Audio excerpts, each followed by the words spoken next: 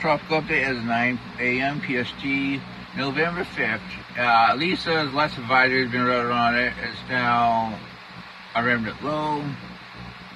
May have a small closed circulation, but conditions are going to be unfavorable for it, so it's extremely doubtful we're going to see any redevelopment. Let's see. Yeah, the last advisory has been written on it. Still a little convection. 25 knot wind should pretty much meander in Bacon Peaches for a few days. We got another system. It has 20-30% chance of development, but it's looking really good. I think it's already depression. 97L. And I'm going to go 70 during the next 48 hours and 70 during the next 5 days. Because this thing is already a tropical cyclone in my eyes. Convection, LSC, clearly a tropical cyclone. Let me show you where it is. It's east of Bermuda, about 700-800 miles. There is a lot of share to the south, so if it gets close to it, I mean, that's probably what the AEC is seeing. But it's already a tropical cyclone, probably a low-end tropical storm, probably about 40 knots. We can show you the graphics for it. C for 97L. It's expected to head westward for the next couple of days, then turn back to the northeast. And expected to strengthen, but probably as an actual tropical cyclone, most likely. Next, we got another system, which probably down in here, around Puerto Rico and the DR. This system is the one that has 60% during the next 5 days, which is a threat to Florida. But I expect this thing to get named first, if it ain't shared to shit. We can show you the GFS at 6 hours. Clearly, here's 97L. Here's the system, which is near Puerto Rico and DR. 24 hours. It reforms north of the DR.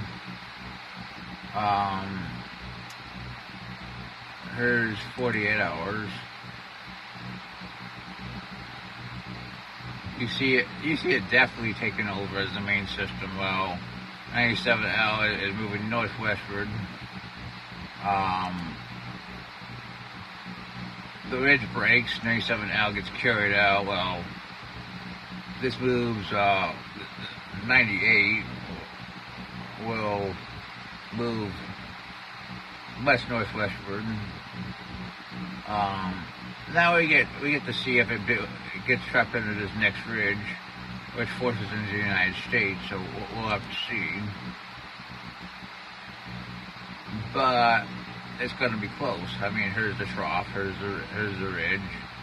And clearly you have a very powerful system. 402 hours, close to Florida. But looking at this setup, I'd say, yeah, it has a pretty good chance of hitting the United States. The GFS just hasn't went out further enough yet. This is before things complete on it. Here's 60 ECMWF up to 90 hours. Clearly, this thing has very, very good support still. Only 60 hours on the CMC. But all models show development. Well, very much development for both systems, pretty much. We could have two named storms. I mean, Icon, which is actually done. I mean, it's a faster model. It gets things done faster, and I'm thankful for that. There's 84 hours, 96 hours, 120 hours. I mean, definitely a huge threat to Florida. making landfall. Well, at least the Pacific system is trying to form, which we're also going to be watching. Put 132. Yeah. Well, here's what we think right now. We think this is a tropical storm. Whether it can stay away from the shear or not, and be classified by the NHC, I think it has about a 60 to 70% chance of doing so, but we'll have to see. This system has an 80% chance of development in the next 5 days, and it probably has at least a 60 to 70% chance of impacting the United States in some way. Probably as a tropical storm will go in hurricane, which will be very, very weird, but things happen. That's your tropical update.